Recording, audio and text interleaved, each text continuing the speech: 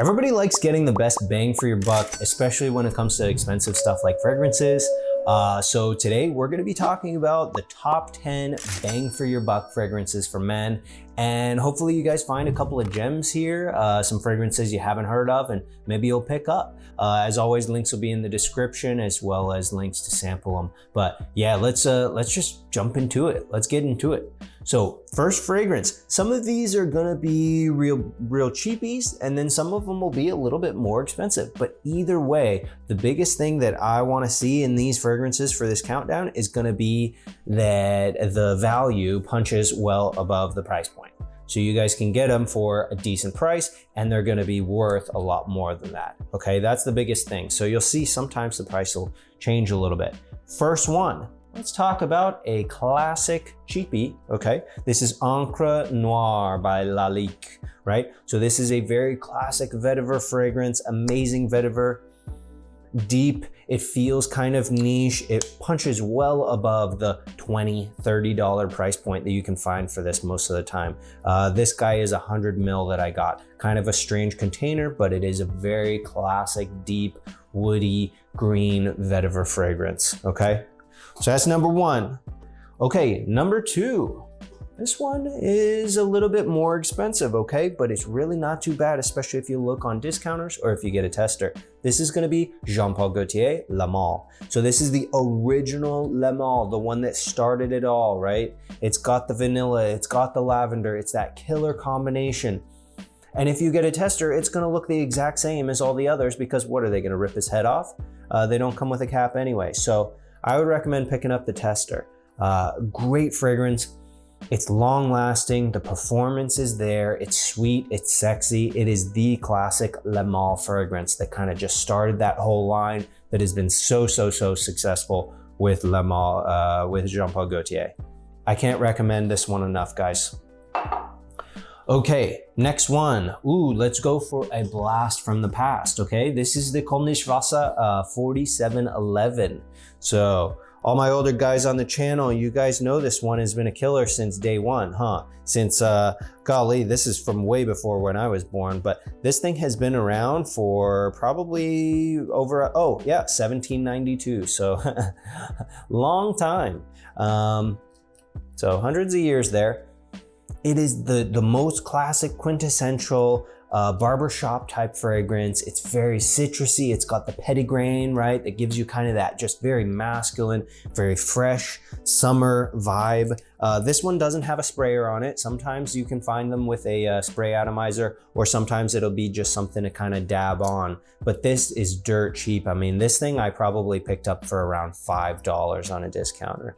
You can get a big old container, like 4.2 ounces for like 10 bucks, 15 bucks. So super dirt cheap, super great fragrance, classic. So many fragrances are built off of this same DNA.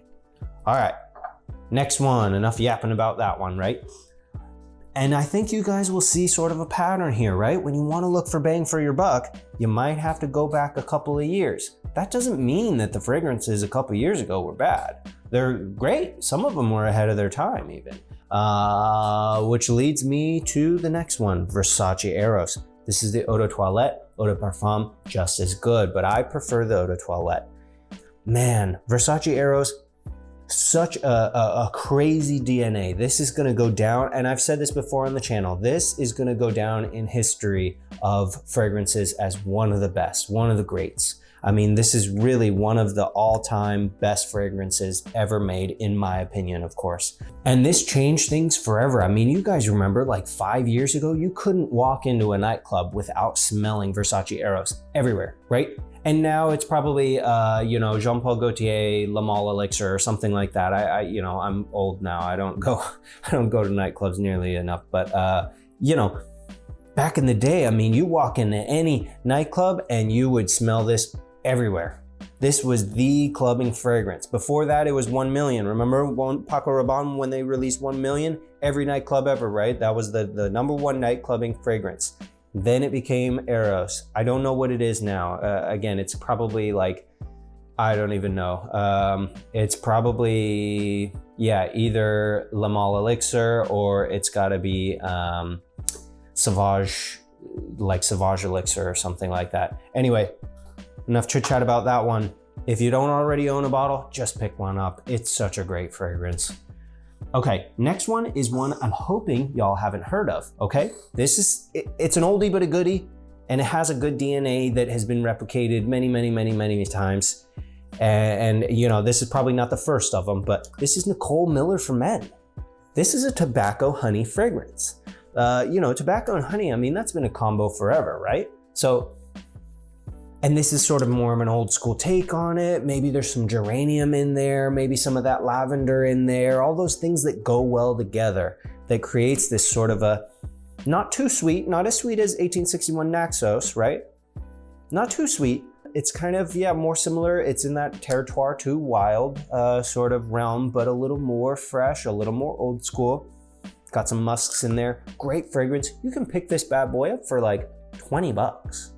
So yeah, that one really hits. Nicole Miller for men. Okay, next one.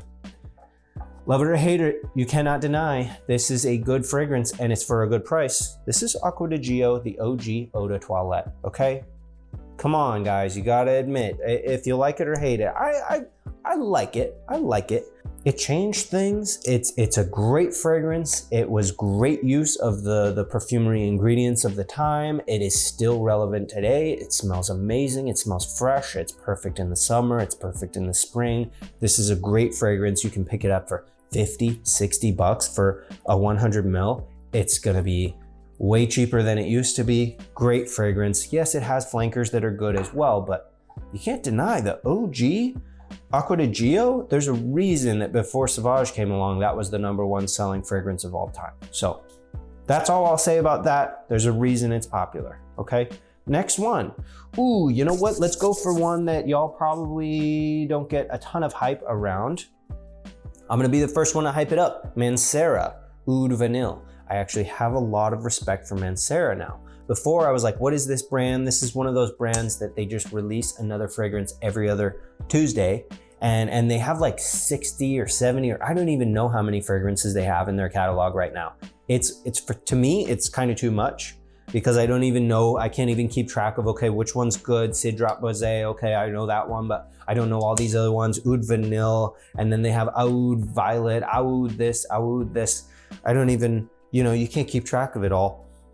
But this is a good fragrance. It's very heavy on the vanilla. It has almost a chocolatey vibe to it, almost a patchouli vibe to it. It has the oud in there, but it is a pleasant oud. It's not too stinky, not too fecal. This is great. It's a decent price. It's a 60 milliliter, great presentation. This hits well above the price point of around $60, okay? So I know it's a little more on the pricier side than some of these other ones, but still 60 bucks is a great price for this niche fragrance, okay? Next, we'll go a little bit cheaper, okay? Balance in all things, right? Here's an old school one, Quorum, but not Quorum, the regular one. This is Antonio Puig Quorum Silver. This is an eau de toilette, but man, this thing performs like a beast, okay? This is way more powerful than a lot of eau de parfums of these days. It is beast mode, it is fresh, it is old school, but it feels more like it has a modern take on it. This is 100 ml, you can pick this up for like 15 bucks, I'm not even kidding. This is a crazy performer, super long lasting, fresh. There's ginger in there, so some bright ginger in there. There's some spices, some of that carnation, kind of old school florals in there. It's hard to describe what it even smells like because there are not a whole lot of fragrances that smell like Quorum Silver. We said, what, you know, there's a bunch that smell like this one. There's a bunch that smell like this one, right? There's not a whole lot that smells like Quorum Silver. I'd pick it up, 15 bucks, add it to your next haul. No big deal, right? You won't regret it. Okay, next one. Let's give it some love. I haven't given it pretty much any love on the channel, even though, don't get me wrong, I do love this fragrance. It's actually one of my favorite, just sort of general, everyday, easy grabs, right? This is Prada Lunarosa Ocean. So they had the whole Lunarosa line, Lunarosa Black, Lunarosa Carbon, Lunarosa this and that, right? They even have like the elixir version of Lunarosa or whatever, which is a very hyper masculine, very woody one, uses a lot of amber extreme, great fragrance as well, wasn't as well received. That's okay. This one, everybody seems to like it. It has a little bit of sweetness. It has the lavender, it has the bubble gumminess, it has the citruses in there. It is versatile, spring, summer, fall probably, maybe not fall, but yeah, a little bit of fall. This is daytime, nighttime, easy grab, blind buy safe, great fragrance from Prada. They did a great job with this whole line, but especially with Lunarosa Ocean. So cannot recommend this one enough. You can probably pick it up for around 60, 70 bucks as well, okay? But it punches, I mean, it punches into that, you know, this is a high-end designer fragrance that these days is pretty cheap at a discounter, okay? Last but not least, let's get even cheaper here. Let's get into the $30 to $40 range, okay? Roberto Cavalli Womo. This is the Womo original. There's a silver one. There's a bunch of other flankers. Womo La Notte. I remember I had a subscriber a while back, and he was always telling me, you got to try out Womo La Notte. So I haven't checked that one out yet, but I really probably should. This is an amazing honey and violet note, heavy fragrance. There's some woodiness in there. It has some powderiness in there, some powdery iris in there. It feels like a very fine, sophisticated, classy, expensive fragrance, but it's not expensive. Roberto Cavalli is an expensive brand. It's an expensive Italian brand, but they are not charging you out the butt for their fragrances.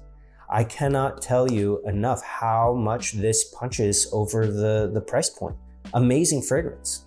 So yeah, I would just grab a full bottle of this. You don't even have to, all these will be on my Decant website probably, but you could just pick up a full bottle of this. I mean, it's worth it. It is pretty blind buy safe, as long as you know you like the honey, you know, that kind of a combination. But man, smell like a millionaire for less. That's a great fragrance. Okay, so that's all 10 of them. Let me know in the comments if you have any recommendations. You guys know, I mean, half of these I bought because of y'all. So let me know, are there any other ones where you're like, dude, you gotta try this one. It punches way above the price point. Just pick up a bottle, see for yourself, you know, that kind of a thing, and I'll go for it. So let me know in the comments. Thanks for watching. Hey, subscribe if you like this sort of thing and you want to see more of these top 10s, or you want to see me review stuff or teach you how to make fragrances or do any of the other things that we do here on the channel. Welcome. Join us, subscribe, and I'll see y'all in the next one.